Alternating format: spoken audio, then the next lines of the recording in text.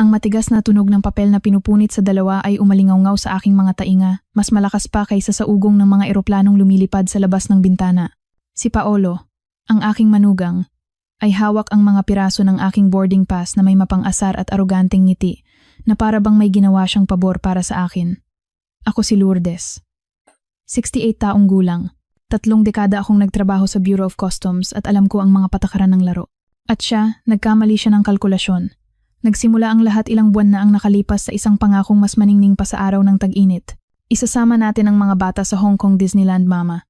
Sabi ng aking anak na si Maria sa malambing na boses na laging ginagamit kapag may kailangan siya. Ako, na 5 taon ng biyuda at naninirahan sa isang bahay na masyadong malaki at tahimik, ay nakaramdam ng kagalakan sa aking puso. Hindi lang ito tungkol sa biyahe. Ito ay ang pananabik na makita ang aking mga apo, sina Miguel at Sofia, na suot ang mga tenga ni Mickey Mouse habang tumatawa sa harap ng kastilyo. Ito ay ang pakiramdam na maging bahagi ng isang bagay, na hindi na lang maging isang matandang nagdidilig ng halaman at nakaupo habang pinapanood ang paglipas ng hapon. Sa loob ng maraming linggo, inilaan ko ang aking sarili sa pagpaplano. Hindi ako tulad ng ibang lola na naggagansilyo lang at naghihintay. Ang isip ko ay kasing kalas pa rin noong sinusuri ko ang mga cargo manifest sa pantalan. Sa aking brown na leather na kuwaderno, na lagi kong daladala, at kung saan ko isinusulat ang lahat mula sa listahan ng pamalengke hanggang sa aking mga pinakapribadong saloobin, inorganisa ko ang itineraryo. Sinaliksik ko ang mga oras ng parada, ang pinakamagandang lugar para kumain nang hindi gumagastos ng malaki, at kung anong sapatos ang pinakamainam para sa mahabang lakaran. Bumili ako ng bagong pares ng mamahaling orthopedic na sapatos, ngunit kailangan, at isang matigas na maletang kulay pula na nagparamdam sa akin na ako'y elegante at moderno. Ngunit may isang bagay na hindi tama. Si Paolo, mula nang ikasal siya sa aking anak, ay isang lalaking magaspang ang pag-uugali at walang hangganang ambisyon. Isa sa mga naniniwala na may utang ang mundo sa kanila dahil lang sa kanilang pag-iral. Lagi niya akong minamaliit, na para bang isa akong lumang muwebles na nakaharang sa sala. Gayunpaman, pumayag akong bayaran ng mga tiket sa eroplano naming lahat gamit ang aking platinum credit card na pinapanatili kong malinis ang record mula pa noong ako'y nasa gobyerno sa ilalim ng pangakong, mag-aabono na lang po kami mamaya, Mama. Hindi sila kailanman nag-abono. At ako, para hindi magdulot ng problema kay Maria, ay nanahimik na lang. Ang umaga ng biyahe ay isang kontroladong kaguluhan.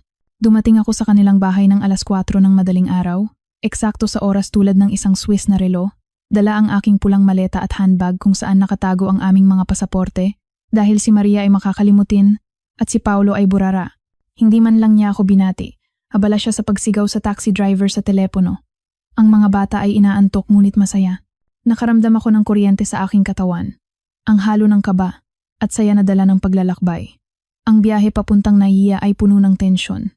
Nagrereklamo si Paolo sa trapiko, sa presyo ng gasolina, sa panahon. Ako naman ay nakatingin sa bintana. Mahigpit na hawak ang aking leather na kuwaderno, habang iniisip ang mga paputok sa ibabaw ng mahiwagang kastilyo.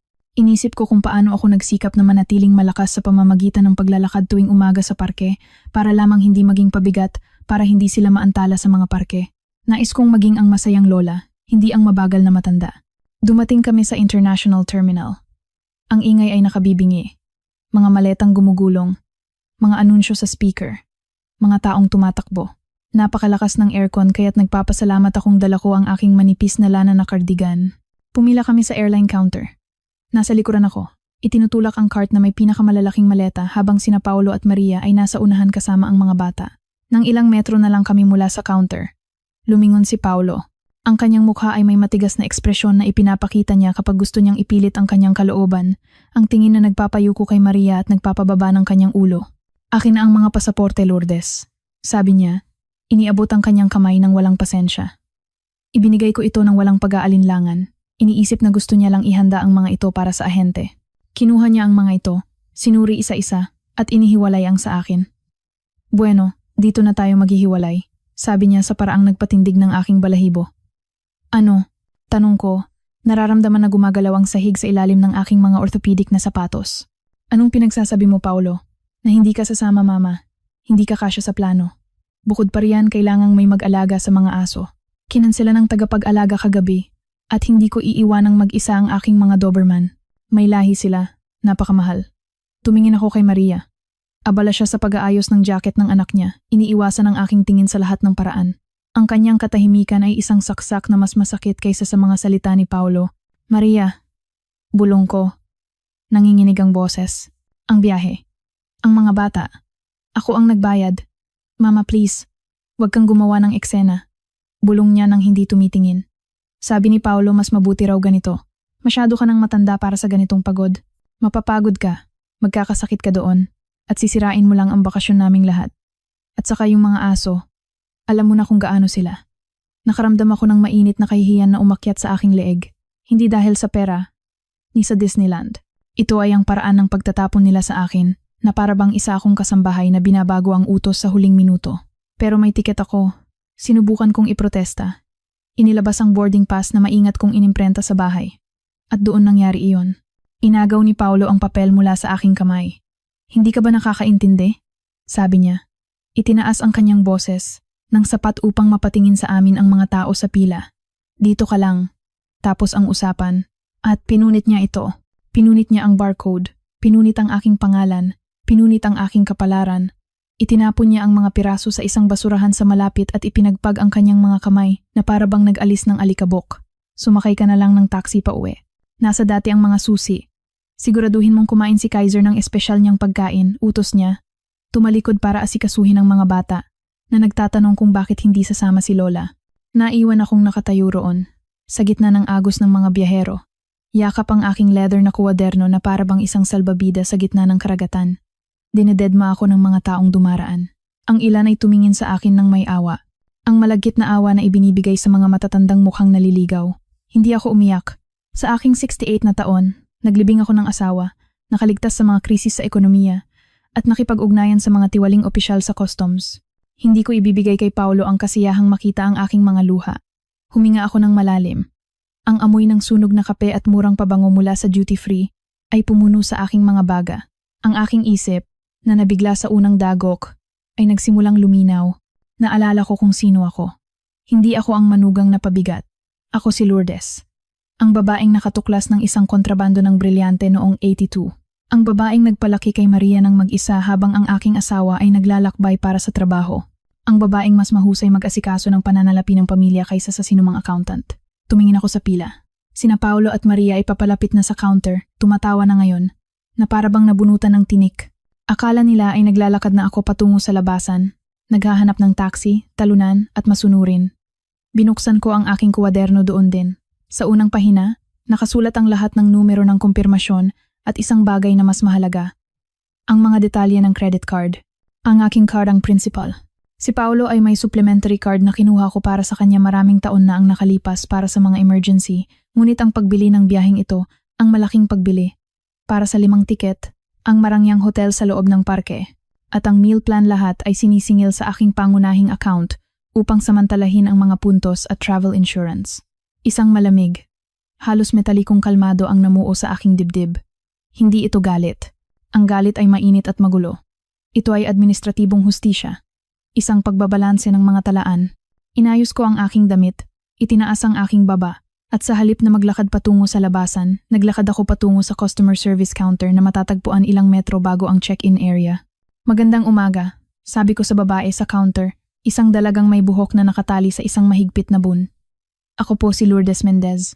May kailangan akong gawing agarang aksyon tungkol sa isang family reservation. Tumingin sa akin ang babae. Marahil ay inaasahan ng isang tipikal na reklamo ng isang matandang babae tungkol sa upuan o pagkain. Ano po iyon, Ma'am Mendez?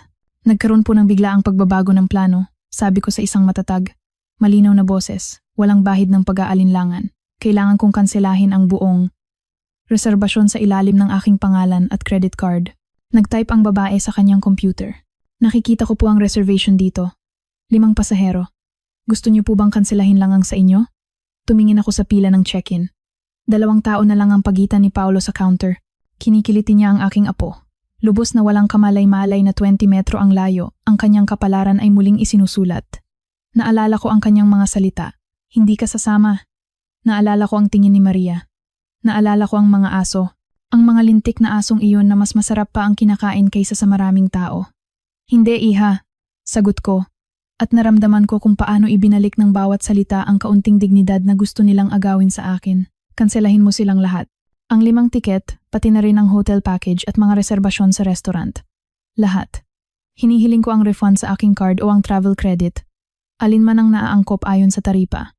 Tumingin sa akin ang empleyada na nanlalaki ang mga mata. Nagulat sa bigat ng aking kahilingan.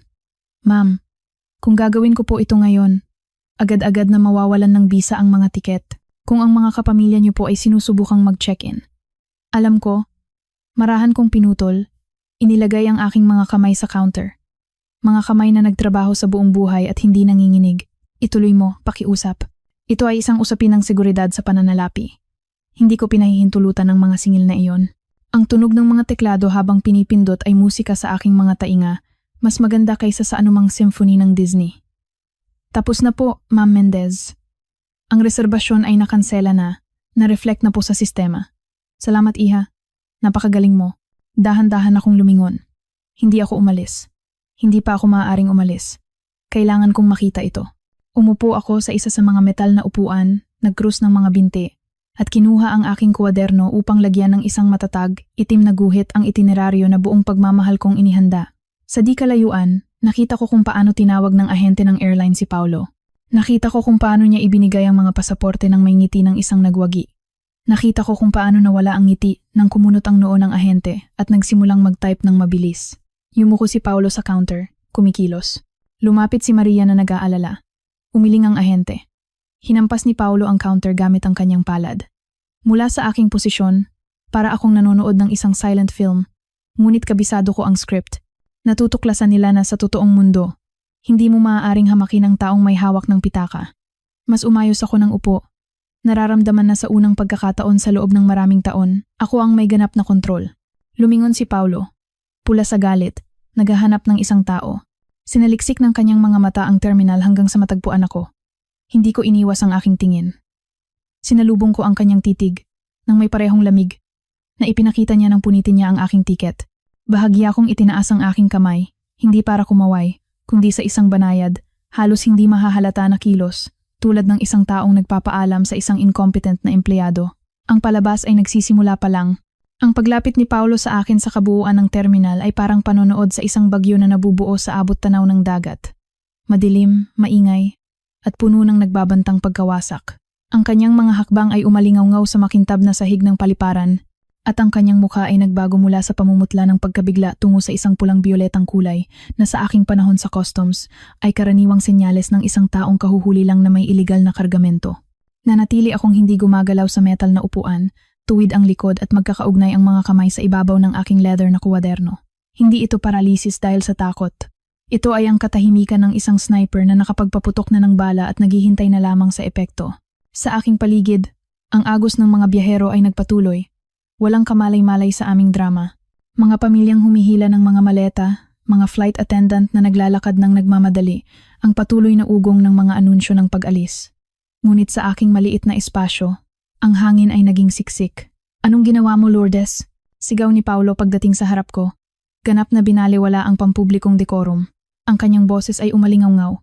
Nang malakas na isang babaeng naggagansilyo sa tabi ko, ay napatalon at dali-daling kinuha ang kanyang sinulid. Tumatakbo si Maria sa likuran niya, kasama ang mga umiiyak at natitisod na mga bata. Siya ay may ekspresyon ng takot na laging dumudurog sa aking puso. Ang tingin ng isang usang na silaw na nabuo mula nang ikasal siya sa bastos na ito. Ginawa ko lang kung ano ang gagawin ng sinumang mahusay na administrador kapag nagbago ang mga variable. Sagot ko sa isang kalamang malupit na kabaligtaran ng kanyang pagwawala. Ang aking boses ay lumabas na matatag, walang panginginig. Kinansela ko ang isang puhunan na hindi na magbibigay ng anumang tubo. Nababaliw ka na ba? Ulyanin! Sigaw niya. Iwinawagayway ang kanyang mga braso, tulad ng isang panakot-uwak sa gitna ng isang bagyo. Sabi ng ahente, kinansela mo lahat. Ang mga tiket ko, ang hotel, lahat.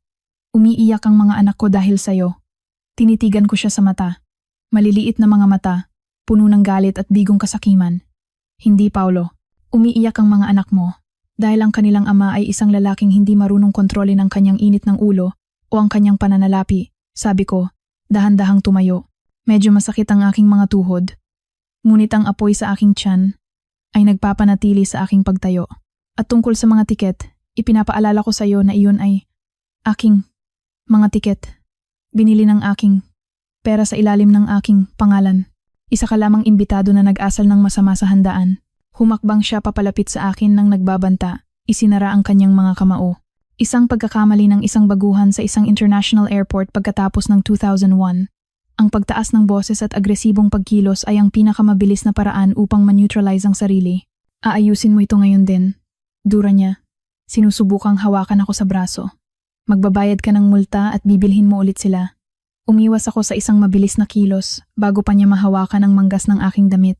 Huwag mo akong hawakan, babala ko. Ibinaba ang tono sa isang mapanganib na bulong. At wala akong aayusin. Tapos na ang biyahe. Bago pa siya makasagot, 2 opisyal ng seguridad na naalarma sa mga sigaw at sa kanyang agresibong kilos ay biglang lumitaw sa aming tabi.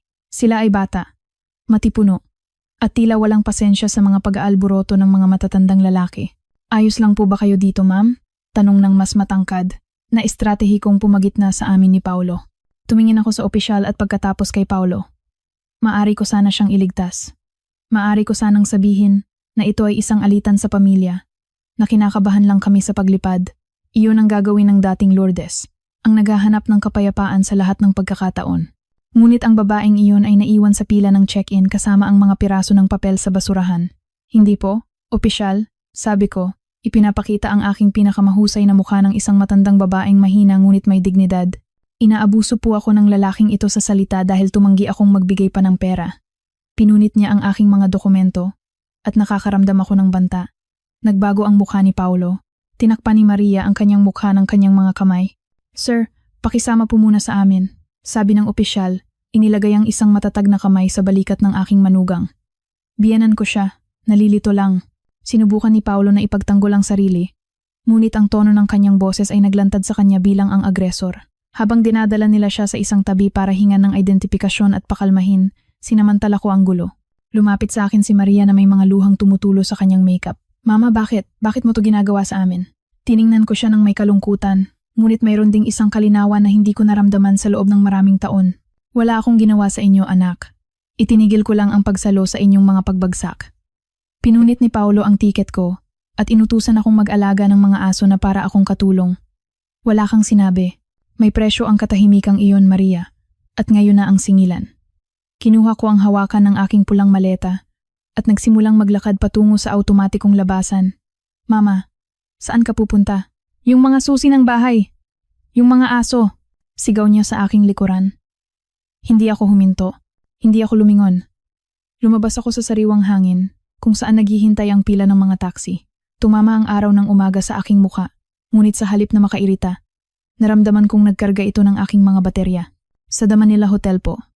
Sabi ko sa taxi driver habang inilalagay niya ang aking maleta sa compartment. At huwag po kayong magmadali. Gusto kong makita ang lungsod. Habang papalayo ang taxi mula sa paliparan, iniiwan ang kaguluhang ako mismo ang nag-orkestra. Sa pamamagitan ng ilang pangungusap at isang credit card, kinuha ko ang aking cellphone. Mayroon akong 7 hindi nasagot na tawag mula kay Maria at 3 text message mula kay Paulo na nagsimula sa mga insulto at nagtapos sa mga hindi magandang pagkakasulat na pakiusap. Pinatay ko ang telepono, sumandal ako sa upuan ng taxi at ipinikit ang aking mga mata sandali. Ang aking isip, na sanay sa pag-audit at pag-organisa, ay nagsimulang gumawa ng isang tunay na inventaryo ng aking sitwasyon. Sa nakalipas na 5 taon mula nang ako'y mabiyuda, hinayaan kong sila ang sumulat ng kwento ng aking buhay. Kinumbinsi nila ako na ako'y isang malungkot na matandang babae na kailangang makaramdam na siya'y kapaki-pakinabang. Pinaniwala nila ako na ang pag-aalaga sa aking mga apo, pagluluto para sa kanila tuwing linggo, pagpapahiram ng pera para sa mga negosyong hindi naman umuunlad, at pagbabayad sa kanilang mga bakasyon ay ang obligadong bayad para magkaroon ng pamilya. Isang malaking kasinungalingan. At napakamahal. Dumating ako sa hotel. Hindi ito isang ordinaryong lugar. Ito ay isa sa mga luma at marangal na hotel sa gitna ng lungsod na may matataas na kisame at mga receptionist na nakasuot pa rin ng unipormeng panggala. Dito ako dumadalo sa mga kumperensya noong ako'y nasa gobyerno pa. Humingi ako ng isang suite. Isang maganda, may tanawin at bathtub. Binayaran ko ito gamit ang parehong card na inakala ni Paulo na gagamitin niya sa Hong Kong. Pagpasok sa silid, ang katahimikan ay maluwalhati. Walang sigawan, walang tahol ng mga nerbyosong Doberman na pinipilit ni Paulo na alagaan para sa proteksyon, ngunit nagsisilbi lamang upang dumihan ang patio na ako ang nagbayad para iparenovate. Iniwan ko ang maleta, hinubad ang aking orthopedic na sapatos, at nagsali ng isang basong malamig na tubig mula sa minibar. Kinuha ko ang aking leather na kuwaderno at umupo sa mahogany na desk. Oras na para magtrabaho. Hindi ako mag-aalaga ng mga aso. Aalagaan ko ang aking mga ari-arian. Binuksan ko ang isang bagong pahina at isinulat ang petsa. Sa ilalim nito, gumuhit ako ng isang patayong linya. Hinati ang pahina sa dalawa, kung ano ang akala nilang pag-aari nila at kung ano ang talagang akin. Nagsimula akong magsulat at habang dumadaloy ang tinta, isang mapanuyang ngiti ang gumuhit sa aking mga labi. Ang listahan ay nakamamatay. Ang apartment kung saan sila nakatira, nakapangalan kay Maria. Oo, ngunit may isang mortgage na ako ang naggarantiya at kung saan binabayaran ko ang 40% buwan-buwan sa ilalim ng konsepto ng tulong para sa mga bata. Ang sasakyan ni Paolo, isang Fortuner na ipinagmamalaki niya bilang simbolo ng kanyang tagumpay sa negosyo, ay nakapangalan sa akin. Binili ko ito 3 taon na ang nakalipas nang malugi ang kanyang negosyo sa importasyon at kailangan nila ng sasakyan. Siya ang nagbabayad ng insurance minsan, ngunit ang titulo ng pag-aari ay nasa aking safe. Ang supplementary card. Iyon ang hiya sa corona. Ginamit ito ni Paolo na para bang ito ay isang extension ng kanyang sariling ego. Gasolina. Hapunan kasama ang mga kliyente. Mamahaling damit. Sinusuri ko ang mga statement at nananahimik. Iniisip. Sige na. At least hindi naghihirap ang anak ko. Ako ay naging isang tahimik na kasabwat sa aking sariling pagsasamantala. Napagkamalan ko ang pagmamahal sa pagpapanatili. Minaliit nila ako sa paraang napakalalim na nakakainsulto. Nakita ni Paolo sa akin ang isang matandang babae na nagsusulat ng mga recipe sa kanyang kuwaderno. Hindi niya alam na sa parehong kuwadernong ito, nakasulat ang mga numero ng account, mga password, mga petsa ng pag-expire ng mga insurance, at ang mga direktang numero ng mga bank manager na kilala ako sa loob ng 30 taon. Inakala nila na ang aking kapangyarihan ay nakasalalay sa pagiging lola na laging nariyan. Hindi nila naintindihan na ang aking kapangyarihan ay structural. Ako ang pundasyon ng kanilang pamumuhay. At kumuha lang si Paolo ng isang maso para hampasin ang pangunahing haligi. Binuksan ko ang telepono para lamang gumawa ng isang tawag. Tinawagan ko ang direktang numero ng Platinum Services ng bangko. Magandang umaga, Ganeng. Mendez, ikinagagalak ko po kayong makausap. Sagot ng laging magiliw na boses.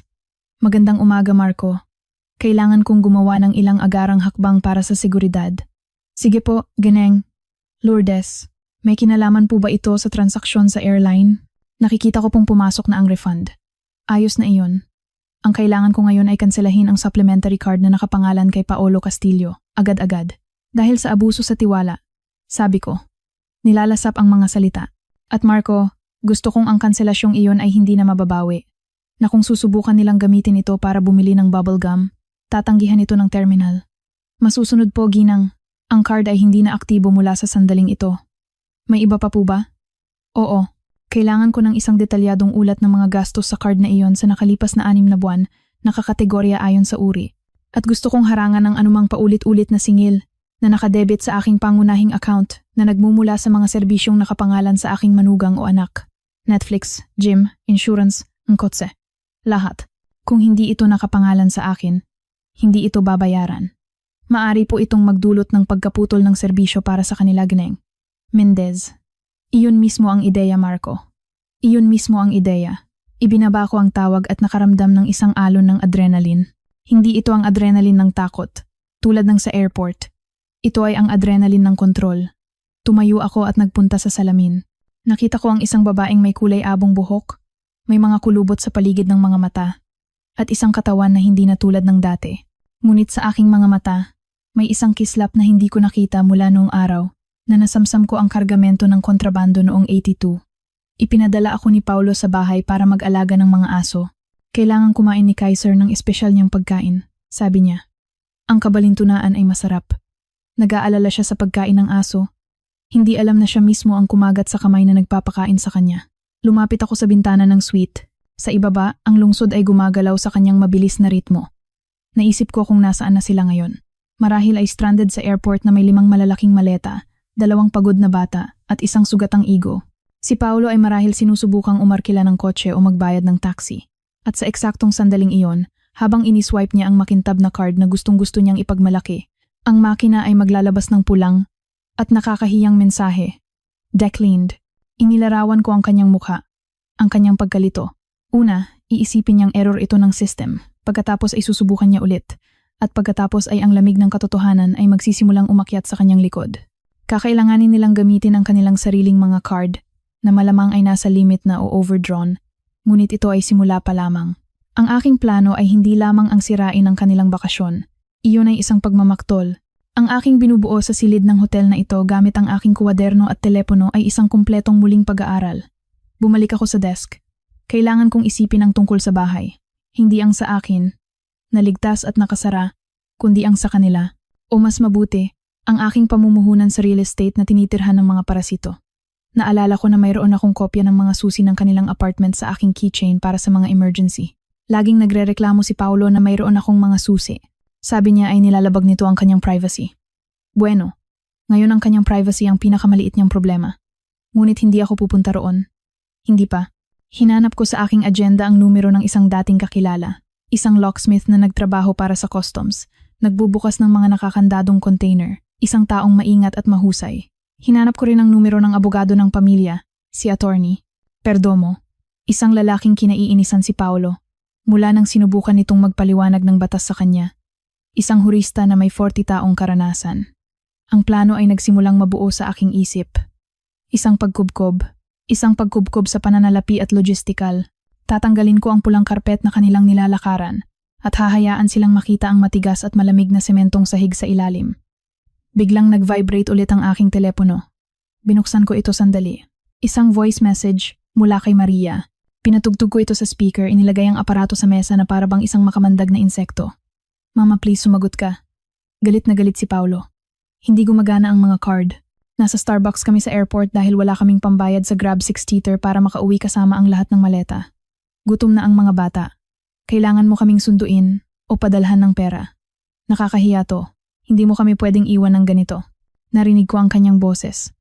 Ang halo ng paninisi at pag-asa na ako mismo ang nagpalaki. Hindi mo kami pwedeng iwan ng ganito. Ay, anak ko. Siyempre kaya ko, sabi ko sa hangin. Kinakausap ang walang laman na silid. At nagsisimula pa lang ako. Hindi ako nagpadala kahit isang sentimo. Sa halip, binuksan ko ang food delivery app. Umorder ako ng isang marangyang tanghalian para sa akin salmon, sariwang ensalada, at isang baso ng white wine. Karapat dapat ako.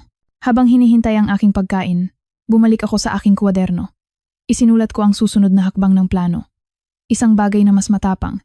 Isang bagay na kinasasangkutan ng mga sikat na aso at ng bahay.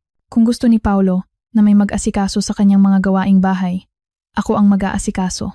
Ngunit hindi bilang isang sunod-sunurang biyenan, kundi bilang isang executive na may-ari. Tiningnan ko ang relo, 11:00 ng umaga.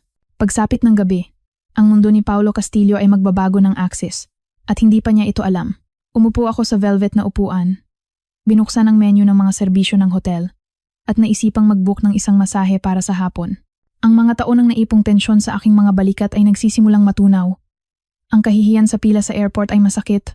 Oo, parang isang sampal, ngunit ang sampal na iyon ang gumising sa akin mula sa isang koma ng pagpapasakop. Pinunit ni Paolo ang aking tiket sa Disneyland. Totoo iyon. Ngunit sa paggawa nito, binigyan niya ako ng isang tiket sa isang mas magandang destinasyon, ang aking sariling kalayaan at ang pagbawi ng aking dignidad. May kumatok sa pinto ng room service. Tuloy, sabi ko. Pumasok ang waiter, dala ang trolley. Ang bango. May kailangan pa po ba kayo, ma'am? Oo. Sagot ko na may misteryosong ngiti. Dalhan mo ako ng diaryo para sa araw na ito at isang bagong ballpen. Nauubusan na ng tinta ang dala ko sa kasisulat ng hinaharap. Tumango ang waiter at lumabas. Naiwan akong mag-isa.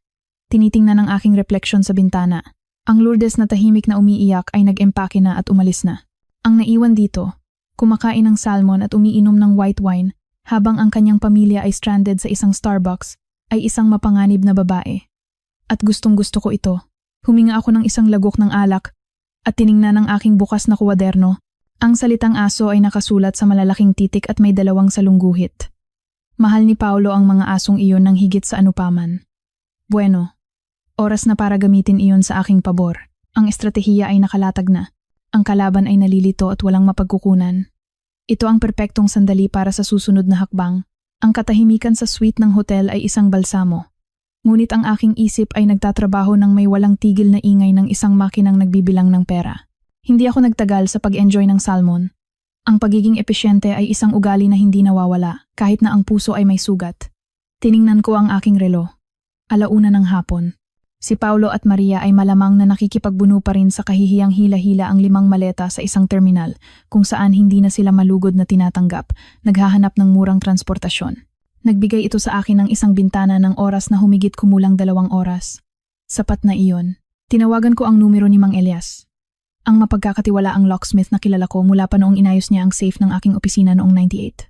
Mang Elias, si Lourdes po ito. Kailangan ko ng isang serbisyong agaran. Ngunit maingat. Magkita tayo sa Acacia Street. Sa loob ng 20 minuto. Oo. Sa bahay ng anak ko. Hindi pa natin papalitan ang kandado sa harap. Kailangan kong buksan ang garahe at ang bodega sa likod. Dalhin niyo ang inyong mga gamit para sa mga high security na kandado. Umalis ako sa hotel na suot ang parehong eleganteng damit pang biyahe. Ngunit pinalitan ko ang sapatos ng komportableng moccasins na laging nasa aking handbag. Sumakay ako ng taxi, hindi app-based, isa sa kalye, para hindi mag-iwan ng agarang digital na bakas. Pagdating sa bahay, ang 2 palapag na bahay na kulay krema na binayaran ko ng aking mga ipon mula sa maagang pagre-retiro, nakaramdam ako ng kirot sa tiyan. Hindi ito nostalgia. Ito ay ang pandidiri sa nakitang napabayaang damuhan at mga laruan ng mga bata na nakakalat sa pasukan na parang basura. Binuksan ko ang pangunahing pinto, gamit ang aking sariling susi. Ang amoy ay sumalubong agad sa akin. Isang halo ng halumigmig, pagkakakulong, at isang bagay na maasim. Nagpapanggap si Paulo na isang dakilang Ginoo, ngunit nabubuhay sa dumi kapag walang nakatingin. Hello! Mga anak ko, bulong ko. Mula sa likod bahay, narinig ko ang malalim na tahol ni Kaiser at ang matinis na unggol ni Dukesa, ang babae. Dumiretso ako doon. Nakita ko silang nasa isang kaawa-awang kalagayan. Ang espesyal na pagkain na laging binabanggit ni Paulo ay mga tuyong tira-tira lamang sa isang maruming plato. Berde ang tubig. Gusto ni Paulo ang mga asong iyon bilang status symbol. Bilang mga gamit para manakot, hindi bilang mga buhay na nilalang. Dito ka lang para alagaan ang mga aso, sabi niya sa akin. Sige, manugang. Bulong ko habang pinupuno ang mga plato ng sariwang tubig mula sa hose. Aalagaan ko sila ng mas mahusay kaysa sa kaya mo. Kinuha ko ang telepono at tinawagan ng The Pet Hotel, isang marangyang doggy daycare na ginagamit ng isang kaibigan ko. Kailangan kong ipasundo ang 2 Doberman ngayon din. Babayaran ko ang isang buong buwan ng maaga. VIP treatment, paligo, gupit ng kuko, at kumpletong check-up ng veterinaryo. Ang address. Oo, nandito ako. May 30 minuto kayo. Habang hinihintay ko ang van mula sa Pet Hotel, dumating si Mang Elias. Itinuro ko sa kanya ang garahe. Naroon ang itim na Fortuner. Makintab, nagaanyaya ang sasakyan ni Paulo. Ang ginagamit niya para pumunta sa club at iparada sa unahan. Binuksan ko ang pinto ng driver gamit ang aking kopya ng electronic key. Ang loob ay amoy murang pabango ni Paulo at sigarilyo. Kahit na pinagbawalan ko siyang manigarilyo sa loob. Sa glove compartment, hinanap ko ang mga papel. Rehistro, nakapangalan sa akin. Pulisiya ng insurance, nakapangalan sa akin. Mang Elias, nakikita niyo po itong steering wheel lock na nilagay ng manugang ko. Para daw sa seguridad. Pakitanggal po. Sa loob ng 5 minuto, malaya na ang manibela. Pinaandar ko ang makina. Ang ugong ng SUV ay parang isang hayop na pinalaya. Nang dumating ang mga tauhan mula sa doggy daycare, pinirmahan ko ang pahintulot bilang legal na may-ari ng mga hayop. Teknikalidad. Ang mga microchip ay nakarehistro rin sa aking pangalan. Dahil sabi ni Paulo ang pagpuno ng mga form ay para sa mga sekretarya. Pinanood ko silang isakay sina Kaiser at Dukesa sa mga naka-aircon na kulungan. Ang mga aso ay iwi na wagayway ang kanilang mga buntot. Nagpapasalamat na makaalis sa mainit na patyong iyon. Huwag ninyong ibibigay kanino man nang wala ang aking pisikal na presensya at ID. Bilin ko sa driver, binigyan siya ng malaking tip. Kung may dumating na isang lalaking matangkad, palasigaw at bastos, tumawag kayo ng pulis. Opo, Gneng. Mendez. Pinanood kong umalis ang mga aso. Pagkatapos, sumakay ako sa Fortuner. Inayos ang rearview mirror. Binura ang mga nakasave na istasyon ng radyo ni Paulo. Puro baduy na pop at maingay na sports programs. At inilipat sa classical music. Lumabas ako ng garahe at iniwang bukas na bukas ang gate. Hayaan nilang makita ang kawalan. Hayaan nilang maramdaman ang pagkawala. Dinala ko ang SUV sa isang pribadong long-term parking sa sentro. Malayo, napakalayo mula roon. Nagbayad ako para sa 1 buwan ng maaga. Itinago ang tiket sa aking leather na kuwaderno at bumalik sa hotel sakay ng ibang taxi. Ginawa ko ang lahat ng ito nang walang isang patak ng luha. Nang may katumpakan ng isang taong nagsusuri ng mga container sa pantalan. Nagpapatupad ako ng isang mahalagang audit at ang resulta ay isang kabuuang kakulangan para kay Paolo. Pagbalik sa room 502, nagsalin ako ng isang tasa ng tsaa. 4:00 na ng hapon. Ang aking cellphone, na binuksan ko ulit, ay nagsimulang mag-vibrate na parang kinukumbulsyon, mga mensahe mula kay Maria. Mama, nakauwi na kami. Grabe. Kailangan naming sumakay ng bus dahil hindi gumagana ang mga card kahit para sa Grab, pagod na pagod ang mga bata. Mama, nasaan ka? Kakaiba ang bahay. Mama, wala ang Fortuner? Tumatawag na si Paolo sa pulis. Akala niya ninakawan tayo. Wala rin ang mga aso. Mama, sumagot ka. Sinisira ni Paolo ang mga gamit. Ngumiti ako. Isang maliit na ngiti habang binabasa ang mga mensahe. Hindi ako sumagot. Ang katahimikan ay isang makapangyarihang kasangkapan sa pagtuturo. Kung sasagot ako ngayon, bibigyan ko sila ng isang target para sa kanilang galit. Kung mananahimik ako, ang kanilang galit ay tatalbog sa mga pader at magiging takot. Binuksan ko ang aking kuwaderno sa pahina ng mga serbisyo. Una, internet at cable TV. Ang premium package na may lahat ng sports channels na hinihingi ni Paolo para manood ng PBA tuwing linggo habang ako ang nagluluto. Tinawagan ko ang provider, magandang hapon. Ako po ang may-ari ng account 89D4TB. Opo, Lourdes Mendez. Nais ko pong pansamantalang ipatigil ang serbisyo dahil sa paglalakbay. Opo, agarang pagputol ng signal. Hindi, huwag ninyong iwan kahit ang basic wifi. Wala. Salamat. Pangalawang item, ang kuryente. Ito ay mas maselan. Ayokong iwan ang aking mga apo sa dilim. Hindi ako isang halimaw. Ngunit naalala ko na ang central air conditioning ng bahay ay konektado sa isang hiwalay na metro dahil sa mataas na konsumo. Isang instalasyong ginawa ko para makontrol ang gastos. Tinawagan ko ang Meralco. Hinihiling ko pong ipaputol ang serbisyo para sa pangalawang metro. Opo, yung para sa aircon. Ang pangunahin, iwan ninyong aktibo para sa mga ilaw at ref. Pero ang aircon, putulin niyo po ngayon din. Inilarawan ko ang eksena. Si Paolo, pinagpapawisan, galit, gustong manood ng balita o tumawag sa isang tao para magreklamo tungkol sa pagnanakaw ng SUV na napagtatantong walang wifi. Sinusubukang buksan ang aircon para kumalma at nakakatanggap lamang ng mainit na hangin. Lumipas ang 30 minuto. Tumunog ang telepono. Hindi ito text, ito ay isang tawag. Hinayaan kong tumunog ito ng 3 beses bago sagutin. Inilagay ko sa speaker at nagpatuloy sa pag-inom ng aking tsaa. Oh, nasaan ka? Ang boses ni Paolo ay garalgal, nasa bingit ng pagwawala. Humihingal siya, na para bang tumakbo. Ninakawan tayo, Lourdes. Kinuha ang Fortuner at ang mga aso. Papunta na ang mga pulis. Kailangan mong pumunta dala ang mga papel ng insurance. Gumawa ako ng isang dramatikong paghinto. Narinig ko ang ingay sa likuran. Umiiyak ang mga bata. Sinusubukan silang patahanin ni Maria. Walang tunog ng telebisyon. Magandang hapon, Paolo. Sabi ko sa isang kalmadong boses. Ang parehong boses na ginagamit ko para tanggihan ang mga permit sa importasyon. Walang nagnakaw. Isang nakabibinging katahimikan sa kabilang linya. Ano? Anong pinagsasabi mo? Walang laman ang garahe. Ang Fortuner ay nasa pangangalaga ng may-ari nito. Paliwanag ko. Idiniin ang huling salita. Ibig sabihin, ako, napagdesisyonan ko na dahil hindi ako maglalakbay, kakailanganin ko ang aking sasakyan para gumalaw sa lungsod. Akin yang sasakyan. Ako ang nagmamaneho niyan. Nandoon ang mga golf clubs ko. Ito ay ang iyong transportasyon, Paolo. Ngunit ito ay ang aking ari-arian. At tungkol sa mga golf clubs, maaari mo silang kunin sa reception ng hotel kung saan ako nanunuluyan. Iniwan ko sila doon kanina. Ayokong madumihan ang aking upuan. Narinig ko ang isang malakas na kalabog na para bang sinipa niya ang isang mesa. At ang mga aso? Si Kaiser ay nagkakahalaga ng $150,000 kung may mangyari sa kanya. Malinaw mong sinabi sa airport. Dito ka lang para alagaan ang mga aso. Iyon ang ginagawa ko. Inasikaso ko ang kanilang pag-aalaga sa mga propesyonal. Nasa isang lugar sila kung saan kumakain sila sa tamang oras. At may malinis na tubig, isang bagay na wala sila kaninang umaga nang kunin ko sila. Nandito ka! Sigaw niya. Napagtatanto ang pagpasok. Pumasok ka sa bahay ko. Sa bahay ko, Paolo. Ang titulo ay nasa aking safe. Naaalala mo? Mayroon ka lamang pansamantalang karapatang manirahan dahil sa aking kabutihang loob. Isang kabutihang loob na, kailangan kong ipaalam sa iyo, ay sumasailalim na ngayon sa isang masusing pagsusuri. Anong problema mo? Matandang baliw? Bumaba ang tono ng kanyang boses. Naging mas makamandag. Akala mo magagawa mo ito sa amin dahil kinansela mo lang ang isang maliit na biyahe? Alam mo ba kung anong gagawin ko? Pupuntahan kita. Ako, hindi ko inirerekomenda na pumunta ka rito. Pinutol ko siya. Pinatigas ang aking tono sa unang pagkakataon. Nasa The Manila Hotel ako.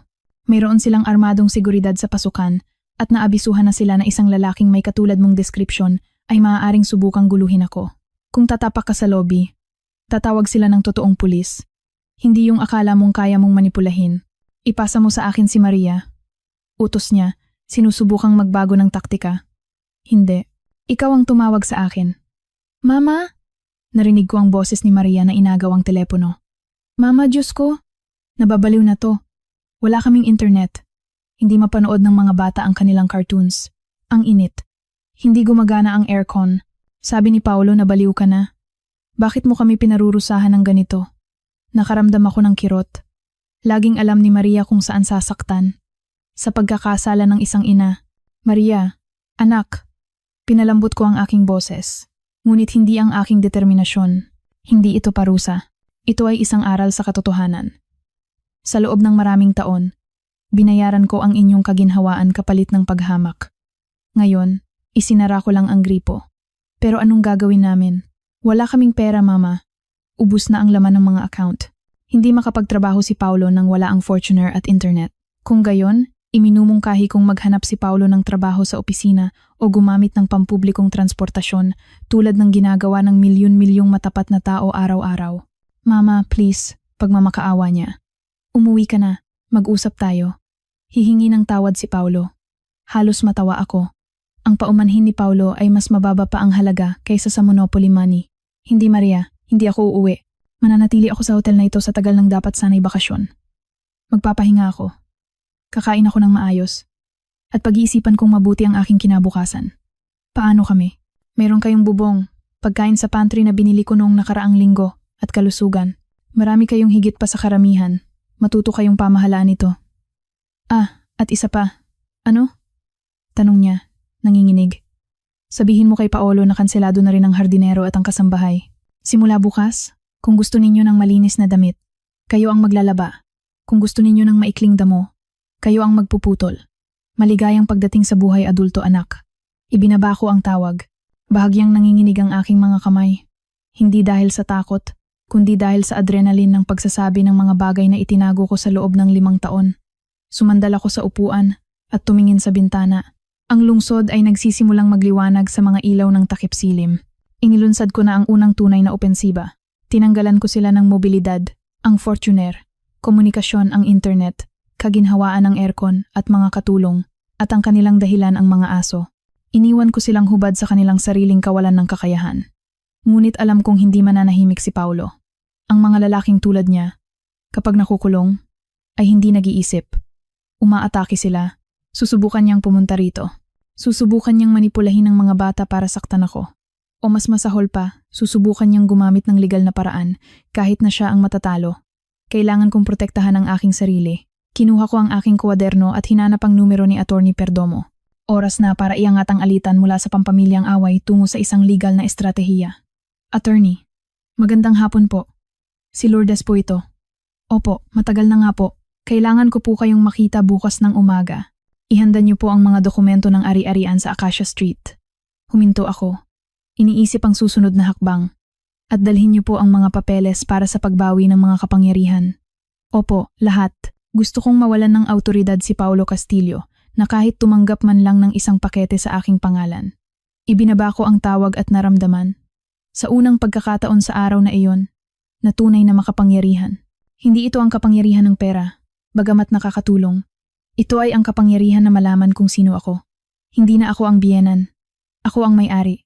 Tumayo ako at nagpunta sa banyo. Pinuno ko ang bathtub ng mainit na tubig at bath salts na amoy lavender. Hinubad ko ang aking damit. Tinitingnan ng mga peklat sa aking katawan. Mga marka ng isang mahaba at pinagtrabahuhang buhay. Lumubog ako sa tubig. Nararamdaman ang init na tumatagos sa aking mga pagod na buto. Ipinikit ko ang aking mga mata. Naiisip ko ang gulo sa bahay sa Acacia Street. Ang init na tumataas, ang mga batang nagrereklamo, si Paolo na sumisigaw sa modem ng internet, na para bang kasalanan nito ang kanyang kawalan ng pera. Sa unang pagkakataon, Ang gulong iyon ay hindi ko problema. Nasa Disneyland ako sa aking sariling paraan. Ang aking kastilyo ay may room service at mga kumot na Egyptian cotton. Gayunpaman, alam kong nagsisimula pa lang ang digmaan. Hahanap si Paolo ng siwang sa aking baluti. Susubukan niyang gamitin ang aking mga apo bilang bargaining chip. Kailangan kong maging mas malamig, mas kalkulado. Lumabas ako sa banyo na sariwa. Isinuot ang puting bathrobe ng hotel at umorder ng hapunan. Habang kumakain, binalangkas ko sa aking kuwaderno ang plano para sa susunod na araw. Kabanata 1, ang bangko. Kabanata 2, ang abogado. Kabanata 3, ang paaralan ng mga bata. Oo, ako ang direktang nagbabayad ng matrikula. Kailangan kong tiyakin na alam ng paaralan na ako lamang ang autorisadong gumawa ng mga administratibong pagbabago. Bigla, isang ideya ang pumasok sa aking isip. May kasosyo sa negosyo si Paolo, isang nagngangalang Guzman, isang kahina-hinalang tao na hindi ko gusto. Kung desperado si Paolo para sa pera, lalapit siya rito. At kung lalapit siya rito, maaaring malagay sa panganib ang bahay. Huminto ang aking ballpen sa ere. Kailangan kong maunahan siya. Ang bahay ay nakapangalan kay Maria. Kahit na ako ang nagbabayad ng mortgage. Kung makukumbinsi siya ni Paolo na pumirma ng isang bagay, bigla akong tumayo. May naiwan akong butas sa depensa. Ang legal na pag-aari ng bahay ay ang aking Achilles heel. Mahina si Maria at mapanlin lang si Paolo. Bukas, hindi lang ako makikipagkita sa abogado. Bukas, kailangan kong magsagawa ng isang maniobra na magmumukhang laro ng mga bata ang pagpapatanggal ko ng aircon. Bukas, kailangan kong ilagay ang sarili kong anak sa pagitan ng espada at pader para iligtas siya mula sa kanyang sarili.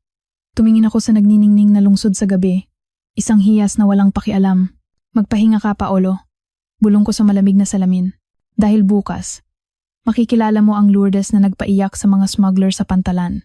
At maniwala ka sa akin, hindi mo siya magugustuhan. Ang sumunod na umaga ay may kulay abong liwanag, isa sa mga nagbabadya ng ulan, ngunit sa loob ng opisina ni Attorney Perdomo, ang klima ay perpektong kontrolado. Ang amoy ng floor wax at bagong timplang kape ay bumalot sa silid. Isang aroma na laging nagpapaalala sa akin ng seguridad at kaayusan. Nakaupo ako sa isang berdeng leather na upuan. Ang aking kuwaderno ay nakabukas sa ibabaw ng mesa at isang tasa ng porselana sa aking kamay nang ianunsyo ng sekretarya na dumating na sila. Hindi ko na hinintay na pumasok sila para ayusin ang aking postura. Nakaupo na akong tuwid, walang kapintasan, suot ang isang navy blue na business suit na binili ko sa butik ng hotel kaninang umaga. Nais kong maging marahas ang pagkakaiba sa paningin at naging ganoon nga. Nang bumukas ang pinto, pumasok sina Paolo at Maria. Mukha silang mga nalunod sa lunsod. Suot ni Paolo ang parehong damit mula kahapon. Gusot at may mantsa ng pawis sa kilikili. Ang kanyang mga mata ay pula, namumugto dahil sa kakulangan ng tulog at pigil na galit. Si Maria ay mukhang mas maliit kaysa karaniwan. Ang buhok ay nakatali sa isang magulong ponytail at walang kahit isang patak ng makeup. Hinihila ang kanyang mga paa na para bang may mga tanikala. Maupo kayo, sabi ni Attorney Perdomo mula sa kanyang desk. Hindi inaalis ang tingin sa mga dokumento. Ang kanyang boses ay malalim. Isa sa mga hindi tumatanggap ng pagtutol. Hindi umupo si Paolo. Nanatili siyang nakatayo, humihingal. Tinitingnan ako na para bang isa akong halimaw na may 7 ulo. Illegal to, sabi niya. Itinuturo ako ng isang nanginginig na daliri. Kinidnap mo ang Fortuner ko, pumasok ka sa bahay ko nang walang pahintulot, at kinidnap mo ang mga aso ko. Galing ako sa presinto. Lourdes, sinabi nilang sibil na kaso ito. Pero sabi ng abogado ko pag nanakaw ito. Huminga ako ng isang lagok ng kape nang may nakakainis na kabagalan. Ang abogado mo? Tanong ko. Itinaas ang isang kilay. Tinutukoy mo ba yung batang tumulong sa'yo sa mga kontrata ng iyong bigong negosyo ng medyas? Dahil kung siya yon, dapat bumalik siya sa law school. Huwag mo kong lokohin. Sigaw niya. Hinampas ang likod ng bakanting upuan. Kailangan ko ang Fortuner ngayon. May meeting ako kay Guzman ng alas 12. Buhay at kamatayan ang nakasalalay dito. Ayan na. Guzman. Ang pangalang kinatatakutan kong marinig. Si Guzman ay isang nagpapautang na nagpapanggap na mamumuhunan. Isang taong naniningil ng interes na ikahihiya ng isang bankero at kumukuha ng mga kolateral ng may kalupitan. Kung lumalapit na si Paolo sa kanya, mas kritikal ang sitwasyon kaysa sa inaakala ko. Umupo ka, iho. Bago pa ako tumawag ng seguridad, sabat ni Perdomo, tinanggal ang kanyang salamin. Wala tayo rito para makinig sa iyong mga pag-aalboroto, kundi para ipaliwanag sa iyo ang iyong bagong legal na katotohanan. Umismid si Paolo, ngunit ang autoridad ng matandang abogado at ang nagmamakaawang tingin ni Maria ay nagpilit sa kanyang umupo. Umupo si Maria sa tabi niya. Iniiwasan ang aking tingin, Pinipilipit ang isang tissue sa kanyang mga kamay. Mama, bulong niya. Basag ang boses. Hindi nakapasok ang mga bata sa eskwela ngayon. Wala kaming panghatid. Takot sila. Nagtatanong sila kung bakit kinuha ni Lola ang kotse. Nakaramdam ako ng kirot sa dibdib, ngunit agad ko itong hinarangan. Ang awa ngayon ay magiging nakamamatay para sa lahat sa katagalan. Ayos lang ang mga bata sa bahay, Maria. May mga libro sila at laruan. Ang wala sila ay isang ama at ina na kayang lutasin ang isang simpleng problema sa logistika ng hindi nagpapanik. Malamig kong sagot. Ngunit wala tayo rito para pag-usapan ng school bus. Nandito tayo para pag-usapan ng bahay. Tumawa si Paolo ng isang nerbyosong tawa, halos hysterical. Ang bahay? Ang bahay ay kay Maria. Nakapangalan sa kanya. Wala kang magagawa dyan, matandang mangkukulam. Maaring pinutol mo ang kuryente at internet namin, pero hindi mo kami mapapaalis. At sa oras na pumirma ako kay Guzman mamayang hapon, magkakaroon ako ng pera para maglagay ng mga generator, kumuha ng satellite internet, at idemanda ka hanggang sa hangin na hinihinga mo. Tumingin ako kay attorney. Perdomo at bahagyang tumango. Dumating na ang sandali. Binuksan ni Perdomo ang isang pulang folder na nasa harap niya. Ang tunog ng karton ay umalingaw-ngaw na parang putok ng baril sa katahimikan ng opisina. Ginoong Castillo, simula ng abogado, sa tunong ginagamit ng mga guro sa mga mababagal na mag-aaral. Tama ka sa isang bagay. Ang titulo ng ari-arian sa 45 Acacia Street ay nakapangalan kay Ginang Maria Mendez. Ngumiti si Paulo ng may tagumpay at inakbayan ng aking anak. Kita mo? Sabi ko sa'yo. Sa atin to. Gayunpaman, patuloy ni Perdomo. Itinaas ang kanyang boses ng 1 desibel. Tila nakalimutan mo. O marahil ay hindi mo kailanman nalaman ang tunay na kalikasan ng orihinal na transaksyon. Kumunot ang noo ni Paulo. Nag-freeze ang kanyang ngiti. Anong pinagsasabi mo? 6 na taon na ang nakalipas ng binili ang ari-arian, paliwanag ko. Kinuha ang pagkakataon at binuksan ang aking kuwaderno sa pahinang may gintong clip. Walang credit history si Maria o sapat na kita para sa isang ganoon kalaking mortgage. Tinanggihan ng bangko ang aplikasyon ng 3 beses. Oo, at tinulungan mo kami sa down payment. Salamat. Alam na namin yan. Sabat ni Paulo ng may paghamak. Regalo sa kasal. Hindi, Paulo. Ang regalo ay isang set ng pinggan o kumot. Ang 10 milyong piso ay hindi regalo. Ito ay isang puhunan.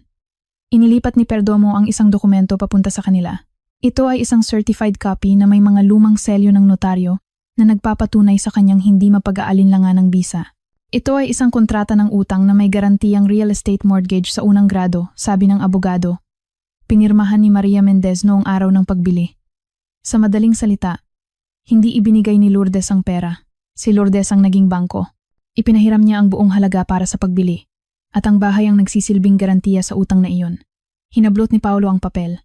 Ang kanyang mga mata ay mabilis na gumagalaw sa mga linya ng legal na teksto. Maria, ano to? Sigaw niya sa aking anak. Iwinawagayway ang dokumento sa harap ng kanyang mukha. Humingi ng tulong si Maria, umurong sa kanyang upuan. Hindi ko alam. Sabi ni Mama pumirma ako ng mga papel para protektahan ang bahay. Pumirma lang ako. Nagtiwala ako sa kanya. Eksakto. Matatag kong sabi. Nagtiwala ka sa akin. At tama ang ginawa mo. Dahil kung hindi mo pinirmahan iyan, naisanlan na ni Paulo ang bahay 2 taon na ang nakalipas para pumasok sa crypto pyramiding scheme na iyon. Naaalala mo? Namutla si Paulo. Naaalala niya ng perpekto. Ito, wala itong bisa. Hindi mo naman kami sinisingil. Ika-4 na sugnay, basa ni Perdomo. Ang nagpautang, si Lourdes, ay may karapatang patawarin ang buwan ng interes at prinsipal hanggat napapanatili ang mga kondisyon ng pagkakaisa sa pamilya at pangangalaga sa ari-arian. Sa kaso ng malinaw na kawalan ng utang na loob, pag-abandona sa mga obligasyon o moral na pagkalugi ng umutang o ng kanyang mga kasama sa bahay, ang buong utang ay magiging agaran at ganap na sisingilin. Ang katahimikang sumunod ay ganap. Maririnig mo ang ugong ng central air conditioning. Tinitingnan ni Paulo ang papel na parabang ito ay radioactive. Kawalan ng utang na loob. Bulong ni Paulo. Subjektibo yan. Ang pagpunit sa aking boarding pass sa harap ng lahat, pagsigaw sa akin sa publiko, pagtatangkang iwanan ako sa airport at pagtawag sa akin na ulyanin ay akma sa legal na kahulugan ng malubhang paninirang puri at kawalan ng utang na loob, Ginoong Castillo, sagot ni Perdomo na may matalim na ngiti. May mga testigo kami at mga security recording mula sa airport. Sumandal ako. Kaya, Paulo, narito ang mga numero. May utang kayo sa akin ng orihinal na halaga kasama ang naipong interes sa loob ng 6 na taon. Ang kabuuan ay Tiningnan ko ang aking kuwaderno. 17 milyong piso, babayaran ka agad. Wala kaming ganyang pera. Desperadong sigaw niya. Alam ko, kaya nga, ayon sa ika-6 na sugnay, may karapatan ako sa agarang pag-adjudicate ng ari-arian. Biglang tumayo si Paulo, itinulak ang upuan. Hindi mo to pwedeng gawin. Bahay to ng mga anak ko. Iiwan mo ba ang mga apo mo sa kalye? Hindi. Itinama ko siya sa isang boses na bakal. Ang aking mga apo ay hindi kailanman mapupunta sa kalye. Ang bahay ay akin. At ako ang magpapasya kung sino ang titira dito. At mayroon akong masamang balita tungkol sa iyong meeting kay Guzman. Huminto si Paulo na may kamay sa doorknob. Na para bang gustong tumakas, ngunit ang kanyang mga paa ay nakadikit sa sahig. Ano?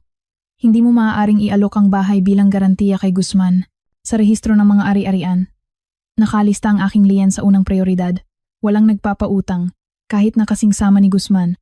Ang magpapahiram sa iyo ng kahit 1 sentimo sa isang ari-arian na mas malaki na ang utang kaysa sa halaga nito. Harang ka, Paulo. Sa pinansyal, patay ka na. Tumingin siya kay Maria. Naghahanap ng kakampi.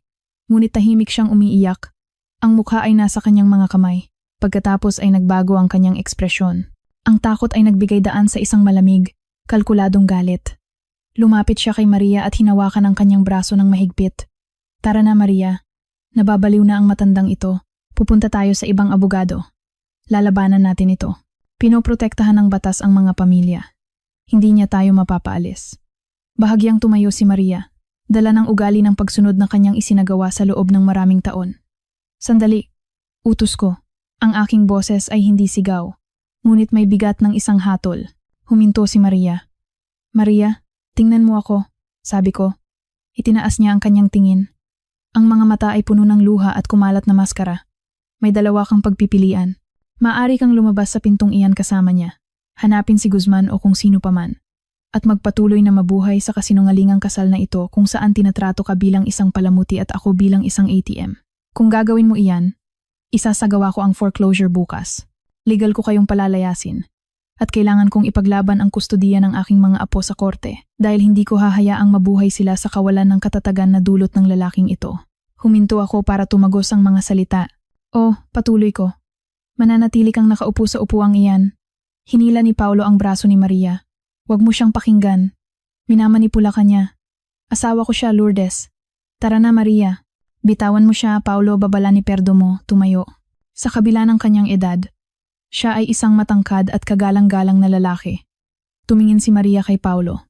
Nakita niya ang pigil na karahasan sa kanyang mga mata, ang desperasyon ng isang lalaking nakikitang nawawala ang kanyang biktima. Pagkatapos ay tumingin siya sa akin. Nakita niya ang inang nagpaaral sa kanya, nag-alaga sa kanyang mga anak, nagtiis ng mga kahihiyan para hindi masira ang kapayapaan. Nakita niya sa unang pagkakataon sa mahabang panahon na hindi ako mahina, na ako ay isang ligtas na kanlungan ngunit isang kanlungan na may mga patakaran. Nasasaktan ang braso ko. Mahinang sabi ni Maria. Ano? Kumurap si Paulo, nalilito. Sabi ko bitawan mo ako. Nasasaktan ako. Kumawala si Maria mula sa kanyang pagkakahawak sa isang biglaang kilos na ikinagulat ng lahat, pati na siya mismo. Muli siyang umupo sa berdeng leather na upuan. Inayos ang kanyang palda, pinunasan ang kanyang mga luha, at tumingin sa desk ni Perdomo. Maria, sabi ni Paolo na may nanginginig na boses, isang halo ng hindi paniniwala at takot. Anong ginagawa mo? Asawa kita, at siya ang nanay ko. Sagot ni Maria sa isang boses na, bagamat nanginginig, ay nagsisimulang maging sarili niya, at tama siya. Binayaran niya ang lahat para sa atin. Sinabi mong maganda ang takbo ng negosyo, Paolo. Sinabi mong binabayaran mo ang mortgage. Nagsinungaling ka. Sa lahat ng panahong ito, nabuhay tayo sa pera niya. Ginawa ko yon para sa atin. Pagdadahilan niya, gumagamit ng pagiging biktima. Mahirap ang merkado. Umalis ka na, Paulo, sabi niya nang hindi tumitingin. Ano? Sabi ko umalis ka na. Kailangan kong kausapin ang aking abogado at ang aking pinagkakautangan. Wala ka nang gagawin dito. Hindi sa'yo ang bahay, hindi sa'yo ang Fortuner, at tila hindi rin sa'yo ang iyong dignidad dahil sumisigaw ka pa rin kahit talo ka na. Natulala si Paulo. Tumingin siya sa paligid ng opisina, naghahanap ng suporta. Ngunit ang mga pader na puno ng mga aklat sa batas at mga diploma ay tila nagsasara sa kanya. Napagtanto niya na ang kanyang kapangyarihan ang kapangyarihang batay sa lakas ng kanyang boses at emosyonal na pananakot ay naglaho sa harap ng bigat ng notarized na papel at katatagan sa pananalapi. Tiningnan niya ako sa huling pagkakataon ng may purong galit. Hindi pa tayo tapos, Lourdes. Babalik ako at kukunin ko ang mga anak ko. Subukan mo.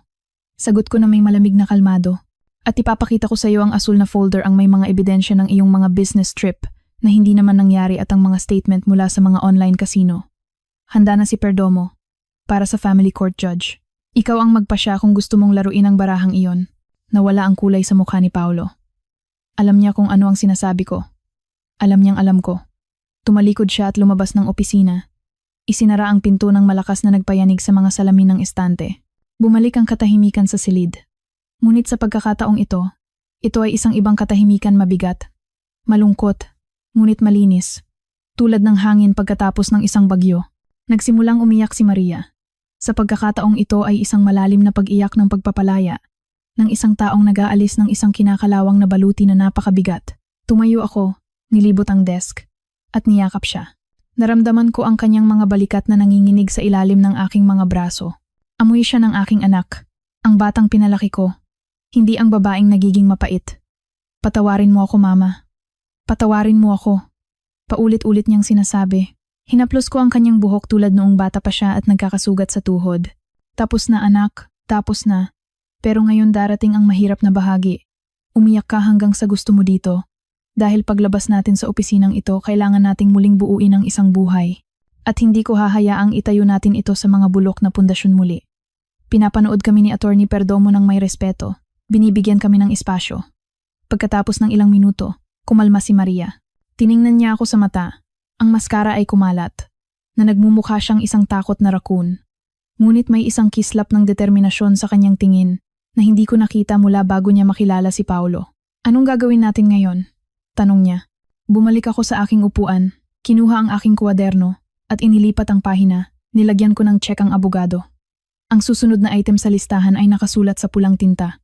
Ngayon, itatakda natin ang mga patakaran ng laro. Sabi ko, ibinalik ang aking tono bilang isang auditor. Babalik ka sa bahay. Papalitan mo ang kandado ngayon din. Nakaantabay na si Mang Elias sa tawag mo. Iimpake mo ang mga gamit ni Paulo sa mga kahon. At iiwan mo sa garahe. Walang drama, walang paghahagis ng damit sa bintana. Lahat ay sibilisado. Paano ang pera? Tanong niya ng may takot. Wala akong pambili kahit sa grocery. Si Paulo ang humahawak ng lahat. Hindi humahawak si Paulo ng kahit ano. Ginagastos ni Paulo ang lahat. Itinama ko. Simula ngayon, bibigyan kita ng buwanang allowance para sa bahay at sa mga bata. Ngunit hindi ko ito ibibigay sa cash. Direktang babayaran ko ang mga bill at matrikula. Para sa pagkain at personal na gastos, magkakaroon ka ng isang debit card na nakapangalan sa iyo. Kontrolado ko. Bawat buwan susuriin natin ang mga gastos ng magkasama. Matututo kang mag-budget, Maria. Tapos na ang open bar, tumango siya. Sunod-sunuran ngunit guminhawa. Kailangan niya ng istruktura at ibinibigay ko ito sa kanya. At may isa pang kondisyon. Idinagdag ko, isinara ang kwaderno ng marahan. Ano po yun? Maghahanap ka ng trabaho. Kahit ano, wala akong pakialam kung part-time, kung nagbebenta ka ng cake, o sa isang opisina. Kailangan mong kumita ng sarili mong pera. Kailangan mong maalala kung ano ang pakiramdam na kumita ng ₱1 sa iyong sariling pagsisikap para hindi ka na muling hahayaan ng isang lalaki na sabihin sa iyong wala kang halaga dahil siya ang nagbabayad ng hapunan gamit ang card ng nanay mo. Yumuko si Maria, nahihiya, ngunit tumango muli. Gagawin ko po, Mama. Pinapangako ko. Mabuti. Ngayon, umalis ka na. Kailangan ka ng mga bata. At Maria, pinigilan ko siya nang tumayo siya. Mag-taxi ka. Ako ang magbabayad. Pero ito na ang huling taxi na babayaran ko para sa iyo maliban kung ito ay isang medical na emergency o isang job interview. Lumabas siya ng opisina. Nakita ko siyang umalis na mas tuwid kaysa noong pumasok. Naiwan akong mag-isa kasama si Perdomo. Ngumiti ang matandang abogado at isinara ang pulang folder. Brutal iyon, Lourdes. Epektibo, ngunit brutal. Ang gangrene ay hindi ginagamot ng band-aid, Manuel. Kailangang putulin. Sagot ko. Tinapos ang aking kape na malamig na. At anong gagawin mo? Babalik ka sa hotel? Oo. May 3 araw pa ako ng bakasyon. May naka-schedule akong masahe ng alas 5 at gusto kong subukan ng Italian restaurant ngayong gabi. Tumayo ako. Kinuha ang aking bag at kuwaderno. Nakaramdam ako ng pagod na para bang tumakbo ako ng isang marapon, ngunit ang aking espiritu ay magaan. Nabawi ko ang aking bahay. Nailigtas ko ang aking anak. Kahit na kailangan pa niyang tahakin ang sarili niyang landas ng paghilom. At na-neutralize ko si Paulo. Lumabas ako ng gusali patungo sa maingay na kalye. Nagtagumpay ang araw na sirain ang mga kulay abong ulap. Kinuha ko ang aking salamin sa araw at isinuot ito. Habang hinihintay kong kumuha ng taxi ang porter, nag-vibrate ang aking telepono. Isang text mula sa isang hindi kilalang numero. Binuksan ko ito. Giera to. Hindi mo na makikita ang mga apo mo kailanman. Sasabihin ko sa kanila na magnanakaw ang lola nila. Si Paulo iyon. Mula sa ibang numero. Ngumiti ako ng may kalungkutan. Kawawa. Akala niya ay mayroon pa siyang mga bala. Hindi niya alam na hawak ko ang pinakahuling sandata, oras at katotohanan. Lumalaki ang mga bata. Nakikita ng mga bata. At sa huli, naiintindihan ng mga bata kung sino ang nagbibigay sa kanila ng pagmamahal at kung sino ang gumagamit lamang sa kanila bilang mga pananggalang. Itinago ko ang telepono nang hindi sumasagot. Dumating ang taxi. Sa The Manila Hotel po. Sabi ko sa driver. At magpatugtog po kayo ng masayang musika. Magandang araw po ngayon. Habang papalayo ang sasakyan, kinuha ko ang aking ballpen at nagsulat ng isang mabilis na tala sa huling pahina ng aking kuwaderno, isang pagninilay para sa aking sarili upang hindi makalimutan ang sandaling ito. Ang respeto ay hindi hinihingi. Ito ay ipinapataw kapag itinigil mo na ang pagpopondo sa kawalan ng respeto. Ipinikit ko ang aking mga mata at hinayaan. Sa unang pagkakataon sa loob ng 2 araw, naganap na mag-relax ang aking mga balikat. Ang pangunahing labanan ay napanalunan, ngunit ang muling pagtatayo ay magiging mahaba. Gayunpaman, may isang bagay na fundamental na nagbago sa universo ng aking pamilya. Ang sentro ng grabidad ay bumalik sa tamang lugar nito, at ang lugar na iyon ay ako. 6 na buwan na ang lumipas mula noong umagang iyon sa airport, at ang katahimikang naghahari ngayon sa bahay sa Acacia Street ay may ibang kalidad. Hindi na ito ang tensyonadong katahimikan ng mga bagay na hindi sinasabi upang maiwasan ang isang pagsabog, kundi ang masipag na kapayapaan ng isang tahanang gumagana. Nakaupo ako sa upuan sa terasa, ang parehong upuan na dating inuupuan ni Paulo para uminom ng serbesa at batikusin ng gobyerno. Ngunit ngayon, may mga paso ng mga namumulaklak na jerbera sa aking paligid, at ang aking leather na kuwaderno ay nakapatong sa aking mga tuhod, nakabukas sa isang pahina kung saan ang mga numero sa wakas ay berde, hindi pula. Linggo ngayon. Dati, ang mga linggo ay mga araw ng pagkaalipin na nagpapanggap na pagsasama-sama ng pamilya. Dumadating ako ng maaga dala ang mga pinamili, nagluluto para sa isang batalyon habang ang aking manugang ay nanonood ng PBA at umuuwi ng gabi na may sakit sa likod at walang laman na pitaka. Ngayon, gayunpaman, ako ay isang bisita. Mama, gusto mo pa ng lemonade? Tanong ni Maria, lumabas mula sa kusina na may hawak na pitzel. Pinagmamasdan ko siya. Nabawasan siya ng ilang kilo, ngunit hindi dahil sa stress, kundi dahil sa aktibidad. Nakalugay ang kanyang buhok, wala na ang mga mamahaling ayos mula sa salon na dati niyang pinupuntahan at nakasuot siya ng apron sa ibabaw ng simpleng maong. Nagtatrabaho siya bilang isang administrative assistant sa isang bodega ng importasyon. Kabalintunaan ng buhay. Sinundan niya ang aking mga yapak sa larangan ng logistika at kahit napagod siyang umuuwi sa hapon, may isang liwanag sa kanyang mga mata na hindi kailanman nabili ng pera mula sa aking card. Salamat anak. Ang sarap. Sagot ko. Tinatanggap ang baso. Wala nang bakas ni Paulo sa bahay. Ang kanyang mga mahahalagang gamit mga tropeo ng marupok na ego, tulad ng 80-inch na TV at koleksyon ng mga peking relo ay sumama sa kanya nang pumirma siya sa diborsyo. Mabilis ang proseso, na lubos na pinadali ng asul na folder ni Attorney Perdomo at ng aking banta ng isang tax audit sa kanyang mga negosyo. Ngayon, nakatira siya sa isang studio apartment sa kabilang panig ng lungsod at nakikita ang mga bata tuwing 2 linggo sa ilalim ng mahigpit na mga kondisyon na ako mismo ang sumulat at wala siyang nagawa kundi tanggapin. Si Kaiser, ang Doberman, ay nakahiga sa aking paanan. Hindi na siya isang nerbyosong hayop na nakakulong sa isang maruming bakuran. Ngayon, ang kanyang balahibo ay makintab at mayroon siyang marangal na kalmado. Kapag dumarating ako, hindi niya ako tinatahulan. Sinalubong niya ako sa pamamagitan ng pagwagayway ng kanyang buntot at pagtulak ng kanyang ulo sa aking kamay. Kinikilala kung sino ang nagbibigay ng katatagan sa kawan na ito. Lola, sigaw ni Miguel mula sa sala. Tapos na po ang math homework ko. Pwede na po ba akong maglaro ng kalahating oras? Dalhin mo rito ang kuwaderno. Utos ko nang hindi itinaas ang aking boses. Tumatakbong lumapit ang bata at ibinigay sa akin ang school notebook. Sinuri ko ang mga addition at subtraction ng may parehong matalas na mata na ginagamit ko sa pagsusuri ng mga cargo manifest. May mali dito, Miguel. 7 plus 4 ay hindi 12. Itama mo. At pagkatapos ay pag-usapan natin ang video game. Pero, Lola, ang sana gumising oo. Nagsimula siyang magreklamo. Ipinapakita ang mukha na dating gumagana sa kanyang ama. Ang pero ay hindi nagtatama ng suma, mahal. Ang pagtatama, oo. Sige na. Bumuntong hininga siya, ngunit hindi nagtantrum. Tumalikod siya at bumalik sa mesa. Natutunan niya sa kanyang 8 taong gulang ang isang aral na inabot ng 40 taon para balewalain ang kanyang ama. Ang pagsisikap ay nauuna sa gantimpala. Walang mga shortcut. Walang mga supplementary card sa buhay. Umupo si Maria sa silyang yantok sa harap ko, pinupunasan ang kanyang mga kamay sa apron. Tiningnan niya ako ng may halo ng pasasalamat at respeto na inabot ng ilang buwan upang mabuo. Sa simula, may mga iyak. May mga araw na tinawag niya akong matigas at malamig nang tumanggi akong bayaran ang kanyang cellphone bill dahil ginastos niya ang budget sa isang bagay na hindi kailangan. Ngunit nanatili akong matatag na parang isang matandang puno. Alam kong kung bibigay ako ng 1 milimetro, ang gangrene ng pag-asa ay muling mag-impeksyon sa sugat. Tumawag si Paulo kahapon. Sabi niya, nakatingin sa hardin na bagong gupit niya at ng mga bata. At anong gusto niya? Tanong ko. Humigop ng lemonade nang hindi nagbabago ang aking pulso. Pera, gaya ng dati. Sabi niya tumaas ang renta.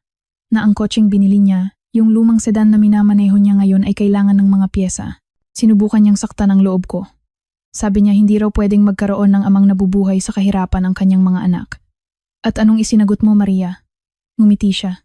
Isang maliit ngunit tunay na ngiti. Sinabi ko sa kanya na nag-hire ang bodega ng mga kargador, oras-oras ang bayad at makakabuti sa kanya ang ehersisyo. Napatawa ako ng malakas, isa sa mga tawang nagmumula sa diaphragm. Bravo, sabi ko. At anong sabi niya? Ibinaba niya ang telepono. Nagkibit balikat si Maria. Dati, iiyak ako mama. Tatakbo ako sa iyo para mangutang at ibibigay sa kanya ng patago para lang hindi siya magalit. Pero kahapon, naawa ako sa kanya. Siya ay isang lalaking nalulunod sa isang basong tubig dahil umaasa siyang may ibang iinom nito para sa kanya. Tumango ako. Nasiyahan. Ang pagbabago ni Maria ang aking pinakamalaking tagumpay. Ang pagbawi sa bahay ay isang legal na proseso.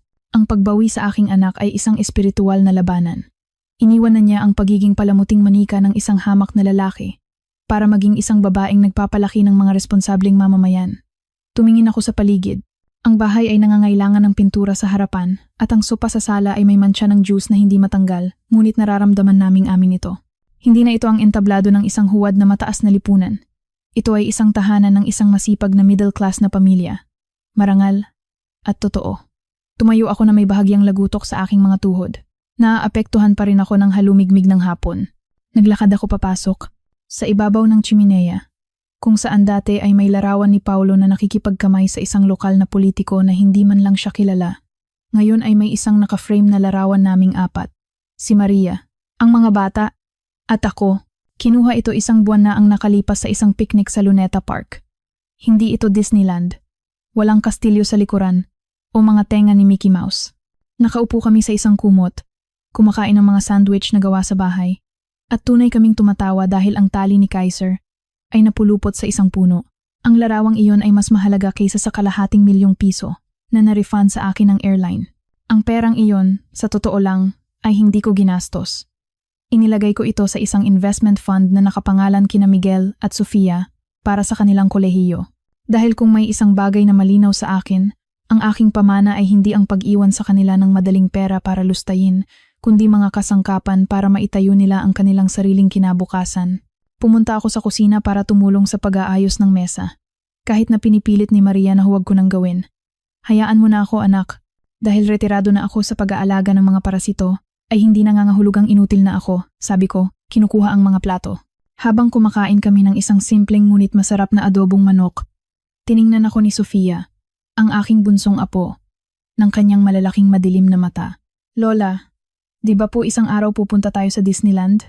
Tanong niya, nang may inosenteng nakakatunaw. Natahimik ang mesa. Nanigas si Maria, hinihintay ang aking reaksyon. Dahan-dahan kong ibinaba ang tinidor sa plato at ngumiti sa bata. Marahil, mahal. Pero, hindi dahil ako ang magdadala sa inyo. Pupunta tayo sa araw na kayang bayaran ng nanay mo ang kanyang mga tiket at ang sa inyo, at masaya kong babayaran ang sa akin nang walang sinumang pupunit sa aking boarding pass. Pupunta tayo kapag ito ay isang gantimpala, hindi isang sakripisyo. Tumingin sa akin si Maria at tumango. Lubos niyang nauunawaan. Ganoon nga, anak, sabi niya. Mag-iipon tayo. Mayroon tayong garapon para dyan, di ba? Opo. May ₱50 na ako. Sabi ng bata ng may pagmamalaki. Napakagandang simula niyan pag apura ko. Pagkatapos ng tanghalian, umupo ako sandali sa study. Ginawa kong isang maliit na silid-tahiyan at pagbabasa para sa akin ang dating opisina ni Paolo, ang lugar kung saan siya nagkukulong para maglaro sa computer. Kapag dumarating ako tuwing weekend, gusto kong magpalipas ng oras dito. Binuksan ko ang aking leather na kwaderno. Inilipat ko ang mga pahinang puno ng mga tala mula sa mga nakaraang buwan. Abogado, palit kandado, benta ng lumang gamit, bagong budget sa kuryente. Dumating ako sa isang blankong pahina, kinuha ang aking ballpen, at isinulat ang petsa ngayon. Nag-isip ako sandali. Sa loob ng maraming taon, tinukoy ko ang aking halaga sa kung gaano ako kapakipakinabang sa iba. Ako ang tagapagbigay, ang tagalutas, ang safety net. Akala ko ang pagmamahal ay ang magbigay hanggang sa maubos ka. Kailangan pang dumating ang isang maramot na lalaki para punitin ang isang papel sa aking harapan para maalala ko na ang aking halaga ay hindi maaaring pag-usapan o ilipat. Inakala ni Paolo na pinarurusahan niya ako sa pag-iwan sa akin para mag-alaga ng mga aso. Kawawang hangal. Ginawa niya sa akin ang pinakamalaking pabor sa aking buhay. Pinilit niya akong huminto, tingnan ang aking kapaligiran, at kunin ang kontrol. Sa pagkansela sa biyaheng iyon, kinansel ako ang aking papel bilang biktima. Sumulat ako sa malinis na pahina. Panghuling balanse. Utang sa damdamin bayad na. Mga ari-arian. Nabawi. Pamilya. Muling itinatayo. Ang dignidad ay walang presyo sa merkado. Isinara ko ang kuwaderno at hinaplos ang gastadong takip nito. Ang kuwadernong ito ay naging saksi sa aking buhay, sa aking mga account, sa aking mga takot, at ngayon, sa aking muling pagsilang. Narinig ko ang doorbell. Ito ang taxi na tinawag ko para bumalik. Kahit na maaari akong manatili rito, mayroon akong sariling silid na laging handa, mas gusto kong panatilihin ang aking sariling espasyo. Nasanay na ako sa aking piniling pag-iisa, sa aking mga gabi ng tahimik na pagbabasa, sa aking radikal na kalayaan. Nakatira na ako ngayon sa isang maliit at komportableng apartment malapit sa sentro, malayo sa mga alaala ng aking yumaong asawa at sa malaking bahay na ibinenta ko para patatagin ang aking pananalapi. Lumabas ako sa beranda, tumatakbo ang mga bata para yakapin ako. "Bye, Lola," sigaw nila. "Maging mabait kayo. At Miguel, tandaan mo, sa susunod na linggo, susuriin ko ang multiplication tables." "Opo, Lola." Sinamahan ako ni Maria hanggang sa sasakyan. Binuksan niya ang pinto para sa akin, isang kilos ng paggalang na hindi niya naiisip noon. "Salamat, Mama." Mahina niyang sabi bago ako sumakay. Salamat sa hindi pag-iwan sa amin na bumagsak, kahit na sa simula ay naramdaman kong itinutulak mo kami sa bangin. Hinaplos ko ang kanyang pisngi. Ang kanyang balat ay medyo mas magaspang, ngunit mukha siyang mas malakas. Minsan, kailangang itulak ang sisiw palabas ng pugad para malaman niyang mayroon siyang mga pakpak. "Anak, may mga pakpak ka. Hindi lang sila nagamit dahil sa kaginhawaan." Sumakay ako sa taxi. Ang driver ay isang matandang Ginoo na kahenerasyon ko na bumati sa akin ng may paggalang.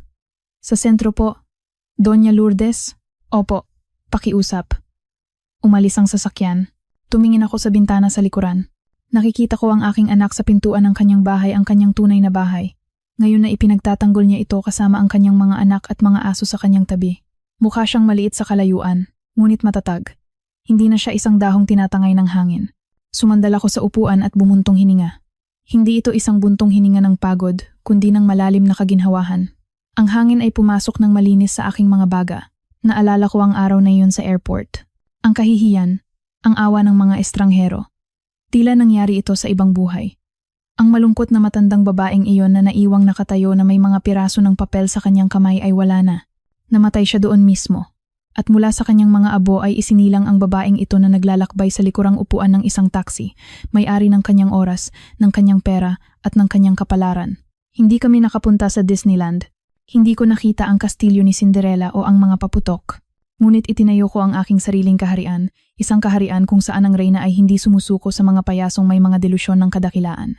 Kinuha ko ang aking salamin sa araw at isinuot ito, kahit napapalubog na ang araw. Naramdaman kong ako'y elegante, makapangyarihan, at higit sa lahat, payapa. Ang buhay sa edad na 68 ay hindi nagtatapos. Minsan, nagsisimula pa lang ito sa sandaling magpasyakang itigil na ang pagbubuhat ng mga maleta ng iba. Tiningnan ako ng taxi driver sa rearview mirror. "Mukha po kayong masaya, ma'am. Nanalo po ba kayo sa loto?" Ngumiti ako. At ito ay isang ngiting puno ng ngipin. Isang ngiti ng isang pating na natutong maglayag sa malalim na tubig. "Mas maganda pa po dyan, Manong. Nanalo po ako ng respeto. At maniwala po kayo sa akin. Mas maganda ang dibidendo niyan kaysa sa anumang loto." At dyan po nagtatapos ang ating kwento. Maraming salamat sa inyong pagsama sa akin hanggang sa dulo. Habang kayo'y nakikinig, nasaan kaya kayo ngayon? Baka nasa bahay, nagpapahinga pagkatapos ng isang mahabang araw.